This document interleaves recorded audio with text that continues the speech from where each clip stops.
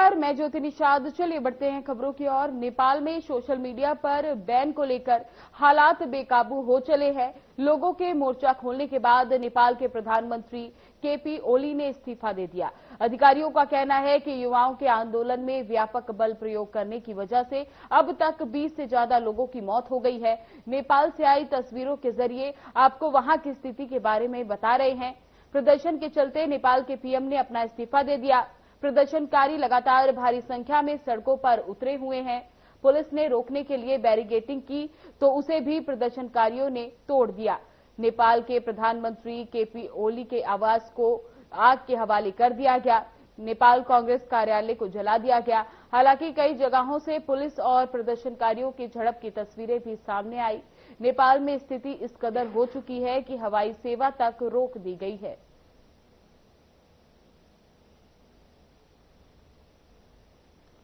आपको बता दें कि नेपाल में हालात बेकाबू हो गए हैं। सोशल मीडिया बैन के बाद लगातार प्रदर्शन करते हुए कई जगहों पर आग के हवाले कर दिया गया है। आप तस्वीरों में देख सकते हैं कि किस तरह से हालात बेकाबू हो चुके हैं। साथ ही नेपाल के प्रधानमंत्री ने भी इस्तीफा दे दिया है, जिसके बाद हालात लगातार बिगड़ते जा रहे हैं। कई जगहों पर आग के हवाले कर दिया गया है। साथ ही नेपाल कांग्रेस कार्यालय को भी आग के हवाले कर दिया गया है।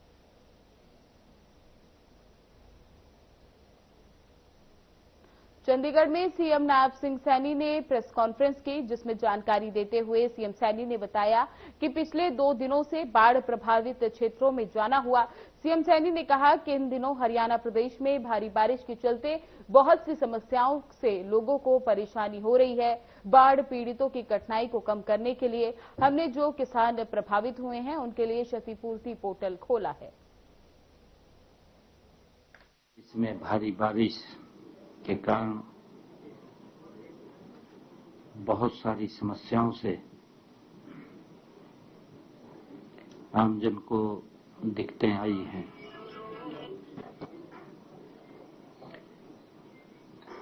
हमारी पूरी नजर भारी बारिश के कारण हुए नुकसान पर निरंतर हम लगाए हुए हैं। बाढ़ पीड़ितों की कठिनाई को कम करने के लिए हमने जो बाढ़ में नागरिक प्रभावित हुए हैं, जो किसान प्रभावित हुआ है, उनके लिए एक क्षतिपूर्ति पोर्टल खोला है। आम जनता द्वारा अपने नुकसान व क्षति के लिए आवेदन जमा करने की प्रक्रिया को आसान बनाना है। साथ ही प्रभावित लोगों को हुए नुकसान के समयबद्ध तरीके से सत्यापन और मुआवजे के वितरण की प्रणाली में ये पारदर्शिता लाना है। क्षतिपूर्ति पोर्टल पर प्रदेश में 2897 गांवों के 1,69,738 किसानों ने 9,96,701 एकड़ क्षेत्र का पंजीकरण करवाया है।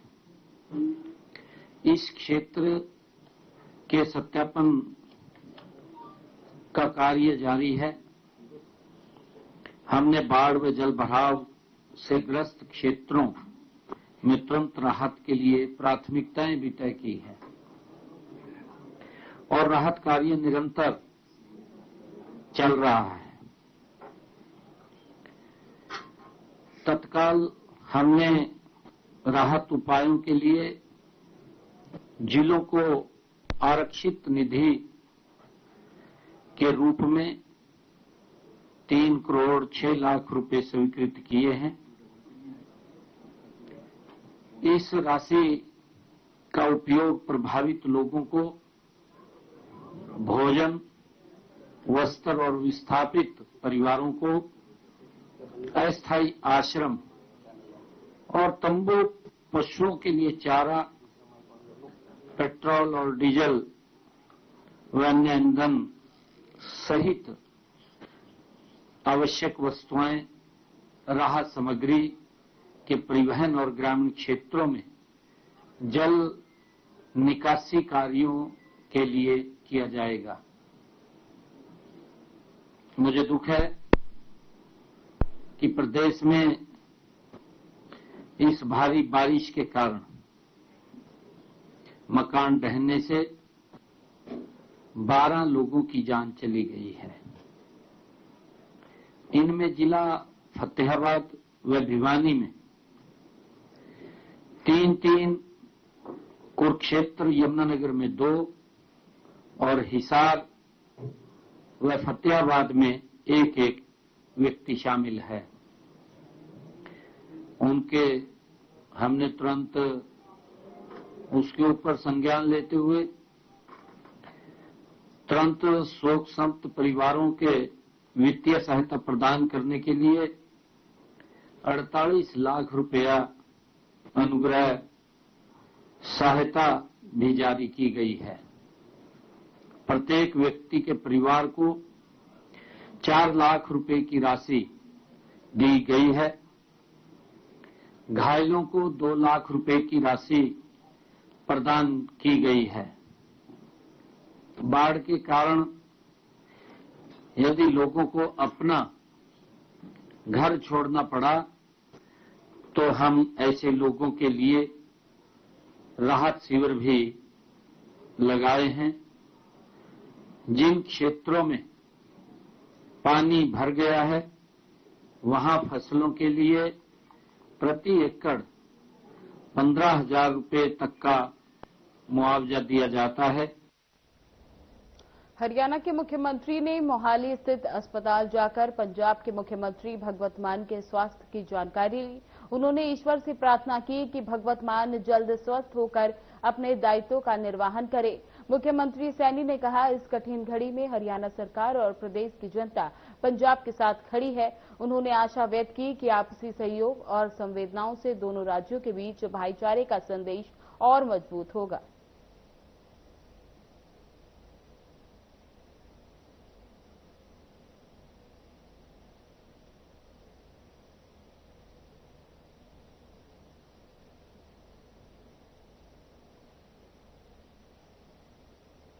फरीदाबाद के नेशनल हाईवे एल्सन चौक पर एक दर्दनाक सड़क हादसे में हरियाणा पुलिस के होमगार्ड कर्मी समय उदीन की मौत हो गई। मृतक की पहचान 28 वर्षीय समय उदीन निवासी गांव बीजापुर के रूप में हुई है। मिली जानकारी के अनुसार समय उदीन अपनी ड्यूटी पर जाने के लिए मोटरसाइकिल से घर से निकले थे। साथ ही बल्लभगढ़ नेशनल हाईवे के पास स्थित एल्सन चौक पर अज्ञात बड़े वाहन ने उनकी मोटरसाइकिल को टक्कर मार दी, जिससे समय उदीन की मौत हो गई। वहीं पुलिस ने शव को पोस्टमार्टम के लिए सिविल अस्पताल भेज दिया है। पुलिस ने अज्ञात वाहन की पहचान के लिए जांच शुरू कर दी है और आरोपियों की तलाश की जा रही है।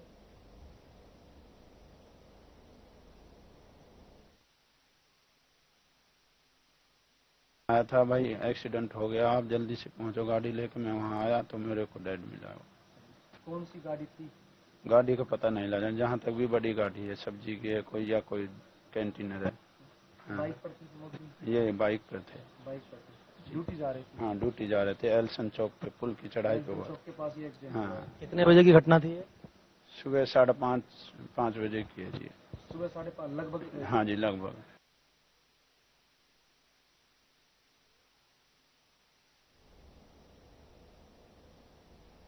भारतीय किसान यूनियन के नेता गुरनाम सिंह चड़ूनी ने हरियाणा सरकार की ओर से बाढ़ प्रभावित घोषित मुआवजे को लेकर बड़ा बयान दिया, जिसमें उन्होंने कहा कि सरकार ने जो मुआवजा घोषित किया वे अपर्याप्त है।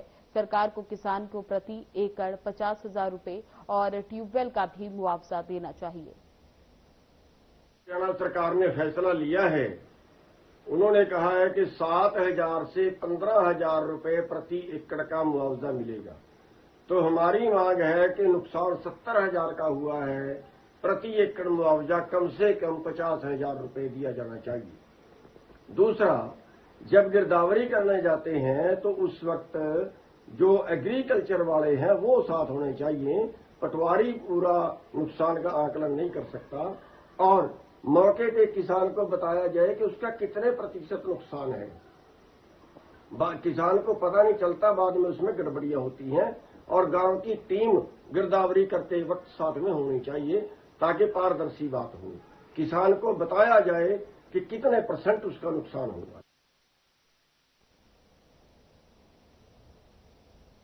हरियाणा में वन विभाग और वाइल्ड लाइफ के काम का अलग तरह से बंटवारा किया गया है, जिसके तहत वन विभाग की कुछ पावर वाइल्ड लाइफ को दे दी गई है, जिससे उनका काम अब और बढ़ गया है। यमुनानगर के कालेसर नेशनल पार्क और सेंचुरी एरिया का जिम्मा अब वन्य जीव प्राणी विभाग के हिस्से आ गया है। इससे पहले वन विभाग टेरिटोरियल के पास इन वन क्षेत्रों का चार्ज था। वन्य जीव प्राणी विभाग और वन विभाग टेरिटोरियल अधिकारियों के दिशा निर्देश पर इसको अमली जामा पहनाया गया।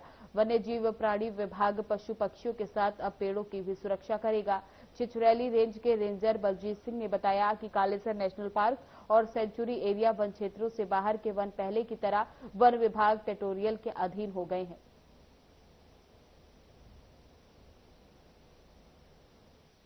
देख सकते हैं यहाँ पर को टेरिटोरियल जो डिपार्टमेंट है हमारा फॉरेस्ट का, वो उनके साथ कंधे से कंधा मिलाकर काम करेगा। अगर उन हमारे को कोई सूचना मिलेगी तो हम उसको राउंड ऑफ करेंगे गाड़ी को और उनके साथ मिलकर चलेंगे हम। वो अलग अलग जंगल गया है जी, जैसे 534 एकड़ एक गया है, 695 एक गया है, 1868 एक गया है। अलग अलग जंगल का, मेरनी वाला का और इसका डारपुर का अलग अलग उसमें गया, चिकन का गया है। तो अब उच्च अधिकारियों के जो आदेश होंगे उसके अनुसार कार्रवाई की जाएगी।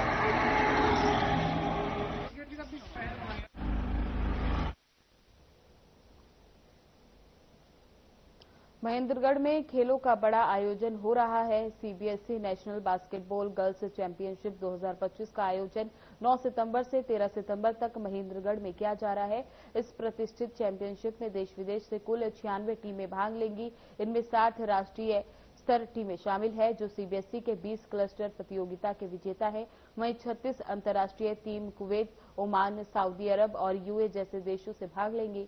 टूर्नामेंट का संचालन लीग मैचों से शुरू होकर pre quarter final, quarter final, semifinal और फाइनल तक किया जाएगा। जानकारी देते हुए खिलाड़ियों ने बताया कि इस प्रतिष्ठित प्रतियोगिता में देश विदेश से कुल 96 टीमें भाग लेंगी।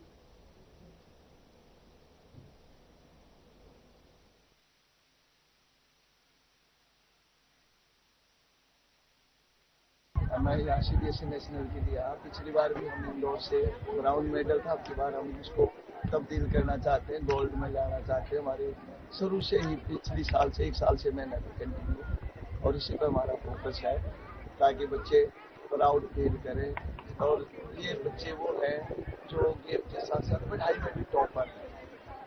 90 के बच्चे हैं, नॉन मेडिकल के हैं। इससे अच्छा और क्या कि भाई जितना गेम में करे उससे ज़्यादा पढ़ाई में भी करे।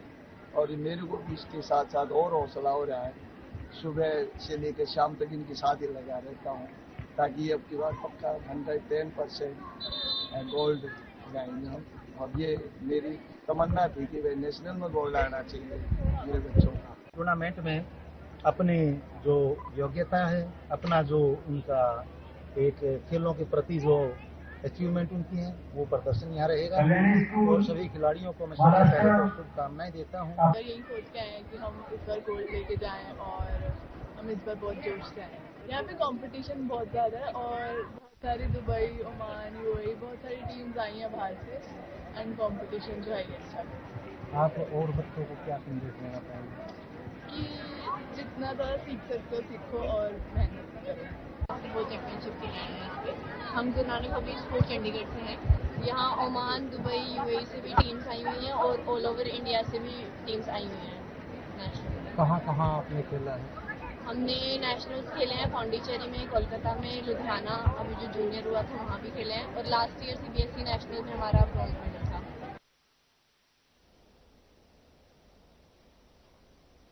खबरों में आगे बढ़ने से पहले लेंगे एक छोटा सा ब्रेक।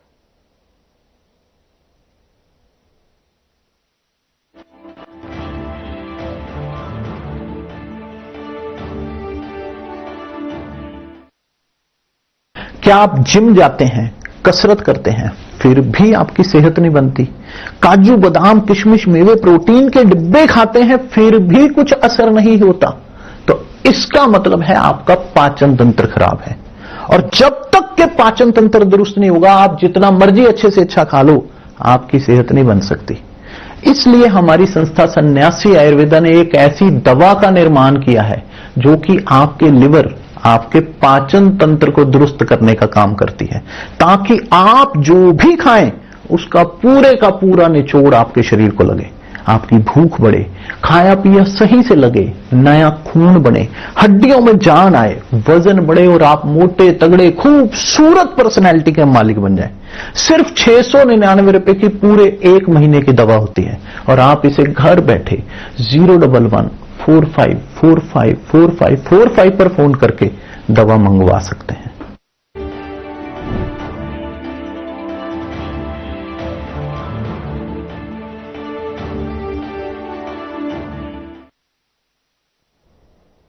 ब्रेक के बाद एक बार फिर से आपका स्वागत है। खबरों में आगे बढ़ेंगे। फरीदाबाद में जिला शिक्षा विभाग की तरफ से 3 दिवसीय 56 से SGFI Haryana school state tournament करवाए जा रहे हैं, जिसके तहत फरीदाबाद जिले में तलवारबाजी, तीरंदाजी और बैडमिंटन की प्रतियोगिताएं हो रही हैं।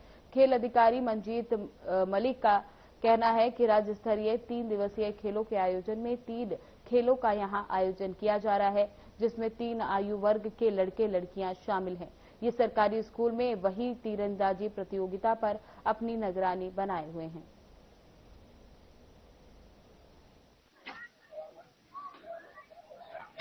फरीदाबाद से ही है। तो बात करें आर्चरी पे, पहले कर चुका हूँ और अपने नेशनल लेवल पार्टिसिपेशन लेवल पे भी करा है और आज का गेम बहुत अच्छा गया है मेरे हिसाब से। अच्छा गया है। तो क्या लगता है किस तरह से रहेगा, तीसरे दिन का फाइनल रहेगा? हाँ जी, देखे अब आगे पता लगेगा। क्या नाम है आपका? मेरा नाम अनुरंजनी है, मैं झज्जर से हूँ। तो पहले कभी आप आर्चरी में जो है? हाँ जी, मैं अंडर 9 से आर्चरी कर रही हूँ और पहले भी बहुत बार हरियाणा को नेशनल लेवल पर रिप्रेजेंट किया है। आज का गेम मेरे हिसाब से तो काफी अच्छी परफॉर्मेंस थी। गोल तो यही है कि इंडिया लेवल मतलब इंटरनेशनल लेवल पे खेलूं मैं और इंडिया को रिप्रेजेंट करूं, वो तो दिखता है। यहाँ की व्यवस्थाएं कैसी लगी आपको? अच्छी फैसिलिटीज दे रखी हैं, मतलब टारगेट वगैरह फेसेस और जो ऑर्गेनाइज किया है वो काफी अच्छे से कर रखा है। हमारे स्कूल में आर्चरी के गेम चले हुए हैं स्टेट लेवल के, सभी डिस्ट्रिक्ट से यहाँ पर बच्चे आए हुए हैं। लगभग यहाँ पर 400 के लगभग बच्चे आए हुए हैं और यहाँ पर अंडर 14, 17 और 19 के गेम चले हुए हैं और 3 दिवसीय हैं, 3 दिन चलेंगे और तैयारियां हमारी खूब जोर से चल रही है। अच्छा, बच्चों में कितना उत्साह देखा जा रहा है? बच्चों में पूरा उत्साह देखा जा रहा है, बहुत बड़े एक्टिव, बड़े उत्साह से खेल रहे हैं और उनके लिए जो हमने यहाँ पर सुविधाएं दे रखी है वो बहुत अच्छी है। बात करें इसमें केवल लड़कियां हैं या सभी तमाम तरह के जो बच्चे हैं, एज कैटेगरी क्या है? नहीं, लड़कियां भी हैं, लड़के भी दोनों हैं यहाँ पर गेम खेलने वाले। तो एज कैटेगरी क्या एज तो अंडर 14, 17 और 19। मैं मंजीत मलिक, DSC से मेरी यहाँ डायरेक्टर ऑफ कंपटीशन ड्यूटी है, उसकी जिम्मेवारी मिली है और ये 3 दिन की प्रतियोगिताएं हैं 3 आयु वर्ग में और 3 इवेंट हैं इसमें, लड़के लड़कियों की दोनों। काफी प्रदेश भर से 1000 से 1200 बच्चों ने इसमें पार्टिसिपेशन है। तो ये फरीदाबाद का इतना शानदार मैदान पे ये स्टेट लेवल का आयोजन है। यहाँ से टॉप 4 बच्चे जो हर टीम में हर इवेंट में नेशनल के लिए सिलेक्ट भी होंगे यहीं से। और आयोजन यहाँ जो AEO हैं, DO ऑफिस की तरफ से बहुत शानदार आयोजन, उनकी तरफ से सुविधाएं हैं सभी हर तरह की।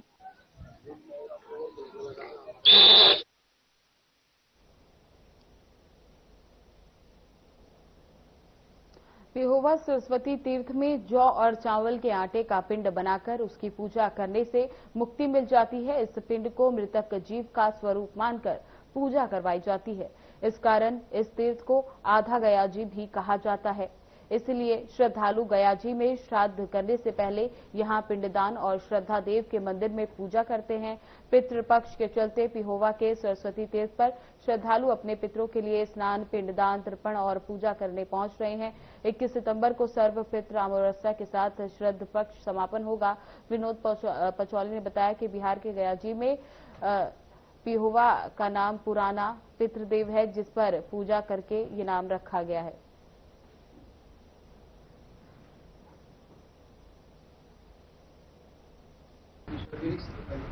अखाड़े से और ये दशनामी डेरे में एक प्राचीन मूर्ति है, जिसको जो है श्राद्ध का देवता कहा है। धर्मराज यमराज चित्रगुप्त जी महाराज यहाँ विराजमान है। साक्षात यहाँ तीनों लोकों के स्वामी श्री बाबा पृथ्वीश्वर महादेव भी यहाँ विराजमान है। श्राद्ध का महत्व 15 दिन का होता है और जो यहाँ पे श्राद्ध देवता की मूर्ति जो है बड़ी प्राचीन है, कई हजारों वर्ष पुरानी है। इस मूर्ति के दर्शन मात्र से ही सारे पापों का नाश भी हो जाता है और यहाँ हजारों लाखों की तादाद में श्रद्धालु आते हैं और इनके जो है अपने पूर्वजों के लिए विनती करते हैं कि जीवन में जो भी अच्छे बुरे कर्म किए हैं उन्हें क्षमा करते हुए सद्गति प्रदान करें। ऐसे ये श्राद्ध देवता यहाँ विराजमान है। एक पखवाड़ा शुरू हुआ है जिसे श्राद्ध पक्ष कहते हैं। ये कन्या राशि के बीच में जब अमावस्या आती है तो उस समय जो है ये पक्ष आता है, इसे कनागत भी कहते हैं। पिहोवा जो है पिंडदान के लिए एक श्रेष्ठ तीर्थ कहा गया है और यहाँ पे जो है एक श्राद्ध देव यमराज की मूर्ति भी प्राचीन है, जिसकी यात्रा राजा युधिष्ठिर के समय में विदुर जी ने भी की थी। महाभारत काल के बीच में का ये मंदिर अब जो है दशनामी डेरे के बीच में मूर्ति स्थापित है और इसका जो है श्राद्ध देव का जो है यहाँ पे पूजा की जाती है।